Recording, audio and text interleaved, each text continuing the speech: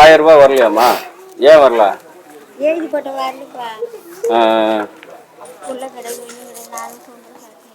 தகுதி உள்ள எல்லா பெண்களுக்கும் கொடுத்துட்டேன்னு சொல்லி அரசாங்கம் சொல்றாங்களேம்மா. எல்லாருக்கும் நாங்க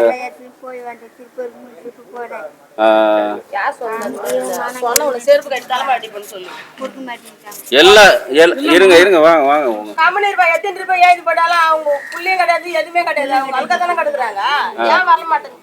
ஓஏபி கேட்டாக்கா நாங்க எல்லாம் ரெடி பண்ணிட்டாங்க வரல சொல்றோம் தலைய சொல்றோம். இவங்களுடைய இதை வாங்கி அவங்களுடைய பேரை வாங்கி ஒரு மனு கொண்டு கொடுங்க கட்சி சார்பா. இந்த வாங்குங்க, இப்போ பேரை கேளுங்க. தலையாட்டுறீங்களே தவிர எல்லாம் வாங்குங்க. முதல்ல ஒரு இதில் காகிதத்தை இருக்கு, அதில் பின்னாடி எழுதுங்க, எழுதுங்க பின்னாடி எழுதுங்க.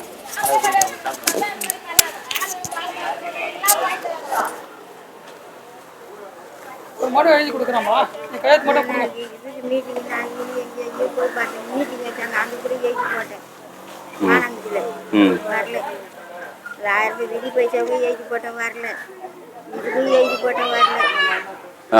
யாரும் பிள்ளைங்க யாரும் இல்லை உங்களுக்கு? பிள்ளைங்கெல்லாம் ஒன்றும் கிடையாது. அந்த சீட்டு வீட்டில் கொஞ்சம் தூண்டுற தண்ணி ஊற்ற மாட்டான், கொண்டாங்க ஊற்றுவானா. நம்மளுக்குன்னு ஒரு மரம் அந்த மரத்து நெக்கில் உக்காரலாம், மரம் கிடையாது. என்ன காரணம் சொல்றாங்க? நீங்க பலமுறை போயிட்டு அதிகாரிகளை சந்திச்சீங்க இல்லையா? என்ன காரணம் சொல்றாங்க? அதிகாரிகள் உங்களுக்கு ஏன் வரலன்னு சொல்றதுக்கு என்ன காரணம் சொல்றாங்க? உங்களுக்கு குடும்ப அட்டை ரேஷன் கார்டு இருக்குதா? எந்த அதிகாரி சொல்றது உங்களுக்கு? இல்ல இவங்களுக்கு போட்டோ எடுத்துட்டு வந்துடலாங்க. அவங்களுக்கு ஆதார் கார்டு நம்பர் ஒரே நம்பர் கொடுத்தா அவங்க பார்த்தா அவங்க அதனால மறுபடியும் போய் தாலுகா ஆஃபீஸ்ல வேற நம்பரும் மாத்தி போட்டு வேற செல்லு வாங்கி வேற நம்பரும் கொடுத்தாச்சு. அது எவன் கலை பேசுறானோ எனக்கே தெரியல. அதான் இப்போ நாங்க ஒரு இது புகார் மனு கொடுங்க கட்சி சார்பா. தாலுகா ஆபீஸ்ல போயிட்டு மானாமதி இந்த முகவரியை சொல்லிட்டு அவங்களுக்கு வரலையே ஏன்னு சொல்லிட்டு வீட்டு குடும்பம் தலைவர் செத்தாக்க 10,000 ரூபாய் 5000 ரூபாய் அந்த இது நிதி வருது. அது எழுதி போட்டதுக்கு ஸ்டாக்ல நிதி யாருங்க எங்க அப்பாவுக்கு பின்னாடி சேர்த்தவங்களாம் பணம் வாங்கி கொடுத்தானுங்க. அப்ப யார் தப்பு? இருக்கணும் தப்பு தானே? இல்ல உண்மையிலே இல்லாதவங்களுக்கு இப்போ இது பண்ணணும்ல. அந்த 1000 ரூபாய் இவங்களுக்கு படையந்த மட்டும் தான் மதிக்கிறானுங்க. இங்க இருக்கிறவங்க அப்படிதான் வரானுங்க. அவங்க சைட் அடிப்பானுங்க, அவனுக்கு 150 அவங்க பாக்கெட்ல வைப்பானுங்க, அதை வச்சு பண்ணுவானுங்க. ஆனா பப்ளிக் சொல்றேன் ஒரு இது மட்டும் மனு மட்டும் எழுதி நாங்க கட்சிக்காரங்க வந்து தாலுகா ஆபீஸ்ல கொடுக்குறோம். இவங்க இந்த பகுதியில ஏன் கொடுக்கல அப்படிங்கறது கேக்குறோம். ஜெராக்ஸ் எல்லாம் எடுத்து கொடுங்க. நாங்க இது கட்சி சார்பா இது பண்றோம் உங்களுக்கு. அவங்க வேற எந்த ஓஏபி இது கூட அவங்க வருது. அவங்க எப்படி சும்மா ஏதோ பொண்ணுங்க வச்சு அவங்க பாத்துக்கிறாங்க. பொண்ணுங்க எத்தனை நாளைக்கு தாங்குவாங்க?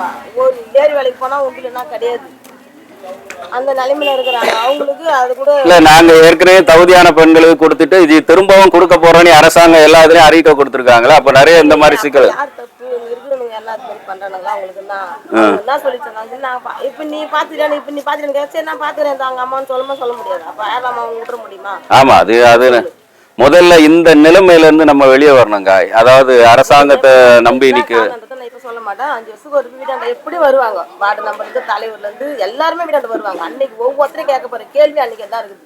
இன்னைக்கு நான் எதுவுமே கேட்க மாட்டேன் யாரையும்.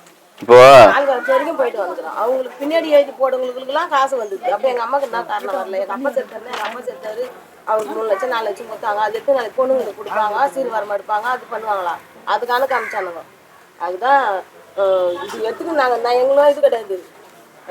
இப்போ என் பிள்ளை திரும்ப அவலம் கட்சிருக்கோம். நாங்கள் ஜெயலலிதா எல்லாருமே ஒவ்வொரு இதில் தான் இருக்கிறாங்க. யாரும் இல்லாத போல எல்லாருமே ஓட்டு போட்டால் தான் ஒரு ஓட்டுலாம் இன்னும் நிலமை தான் வருது. ஆமாம் ஆமாம், அந்த ஓட்டு போட தான் நீங்கள் ஜெயிக்கிற. அப்போ இருக்கிறவங்களை எல்லாருக்கும் பணக்காரங்களுக்கு உங்க கூட 10 சேர்ந்தாங்கனாக்கா அவனுங்களுக்கு பஞ்சாயத்து பண்ணுறவங்களுக்கு மட்டும்தான் எல்லாம் சலுகை நடக்குது. அப்போ எங்கள் வீட்டில் யாரும் இல்லை, என் பொண்ணு இல்லையா? அவங்க ஆயிரம் அவன் போய் கேள்வி கேட்க மாட்டானா? வருஷம் தாங்க அவனெல்லாம் ஒரு கேள்வி கேட்க நானே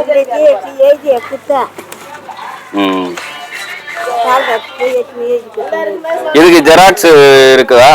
போட்டோ எடுத்துங்க, போட்டோ எடுத்துட்டு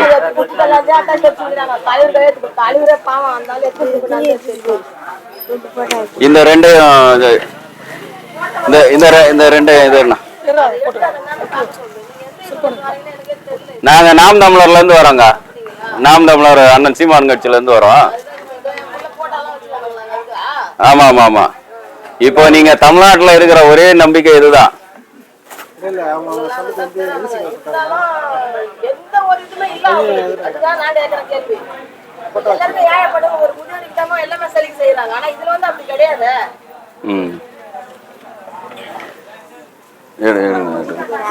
அப்படி மேல வச்சு அவங்க மேல வச்சிருங்க. அங்க அங்க அந்த அதுல மேல வச்சிருங்க.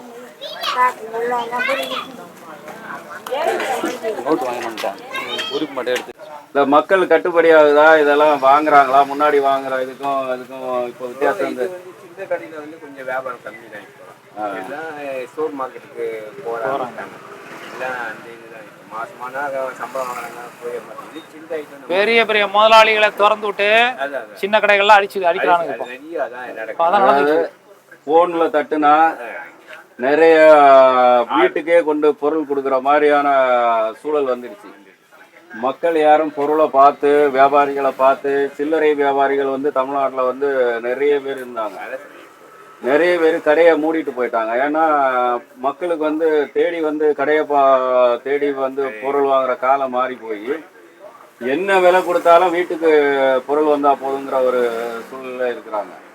இதனால பாதிக்கப்பட போறது யாரு அப்படின்னா சிறு தொழில் பண்ணக்கூடிய உங்களை மாதிரிப்பட்ட கடைக்காரங்க. உங்களுக்கு வீடுகளில் பண்ணி இந்த மாதிரி குடிசை தொழிலாக பண்ணி பொருட்கள் கொடுக்குறாங்க இல்லையா, நீங்க வெறும் வியாபாரிகள் மட்டும் இல்லாம நிறைய குடிசை தொழில் மாதிரி வச்சு பண்ணிட்டு இருந்தாங்க இல்லையா, அவங்க எல்லாருமே பாதிக்கப்பட்டாங்க. இந்த ஆன்லைன் வியாபாரம் என்ன பண்ணுது அப்படின்னா பெரிய பெரிய நிறுவனங்கள்ல செய்யக்கூடிய பன்னாட்டு நிறுவனங்களுடைய பொருட்களை தான் அவன் வந்து மக்கள்கிட்ட கொண்டு சேர்க்கிறாங்க. இதனால வந்து ஒரு பொருளாதார சங்கிலி, தமிழ்நாட்டுக்கு வர வேண்டிய காசு வந்து நம்ம கண்ணுக்கு தெரியாத வட மாநில முதலாளிக்கு போகுது. இல்லை நாடுகளில் இருக்கக்கூடிய இப்போ அமேசான், ஃப்ளிப்கார்ட்டு இவங்க எல்லாம் யார் வெளிநாடுகளை சார்ந்தவங்க. இந்த நம்ம பொதுமக்களுடைய காசு இந்தியாவிலிருந்து பெருந்தொகை உணவு இதுல இருந்தே வெளியே போகுது. அப்போ நம்ம நாடு வந்து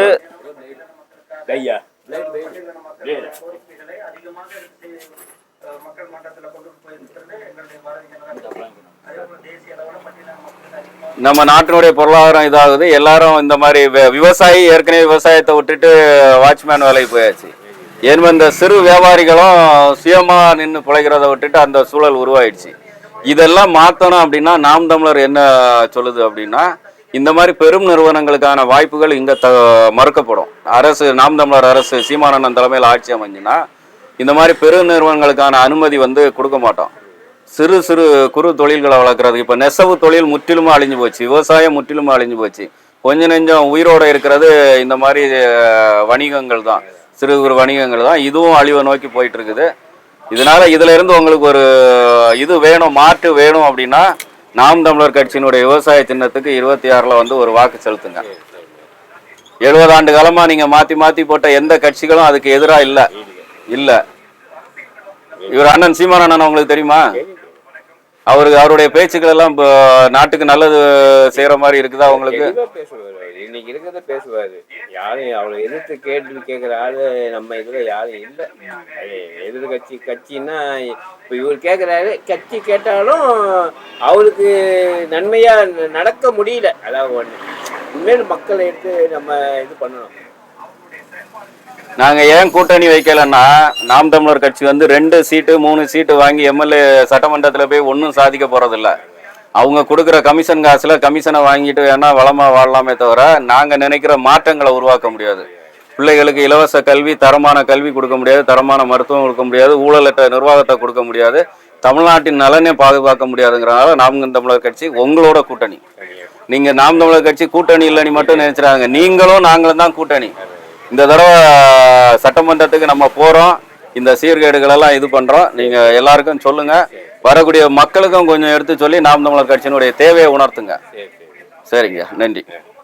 ஒரு முறை மாற்றி போடுங்க. அண்ணன் நமக்காக தான் பேசுறாரு. இத்தனை வருஷம் ஆண்டுகள் வந்து நம்மளுடைய பிள்ளைங்க எதிர்காலம், நம்மளுடைய பிள்ளைங்க நல்லா இருக்கணும். அந்த கல்வி, தரமான கல்வி எல்லாருக்குமே கிடைக்கணும். எல்லாருக்கும் மருத்துவம் தான், எல்லாருக்கும் தரமான மருத்துவம் கிடைக்கணும்னு போராடுறாரு. உண்மையில இல்லைங்களா? சொல்லுங்க.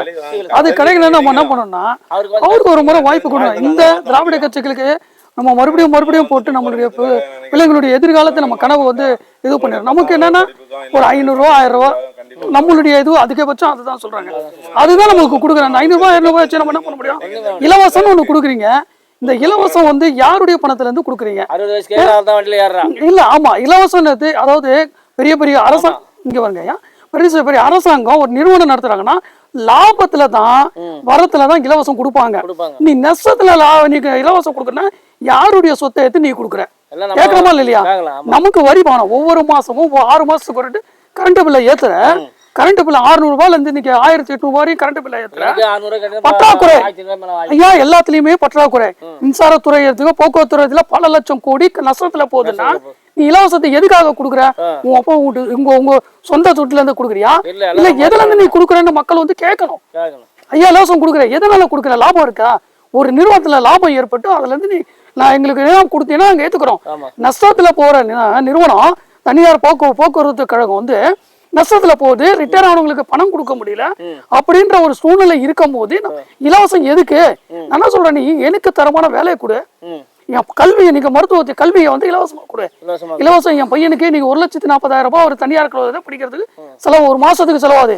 இந்த கல்வியை நீங்க இலவசமா கொடுத்துட்டீங்கன்னா ஒரு கோடி கொடுக்குறா, அந்த யார் வீட்டு பணத்தை வச்சு யார் வீட்டு பணத்தை கொடுக்குறா? கோடி இன்னைக்கு துப்புரவு பணியாளருக்கு ஐயா, இன்னைக்கு துப்புரவு பணியாளருக்கு கடந்த 10 நாளா அவங்களுடைய கோரிக்கை ஏற்று அவங்களுடைய வாழ்வாதாரத்துக்கு ஏற்று போராடுறாங்க.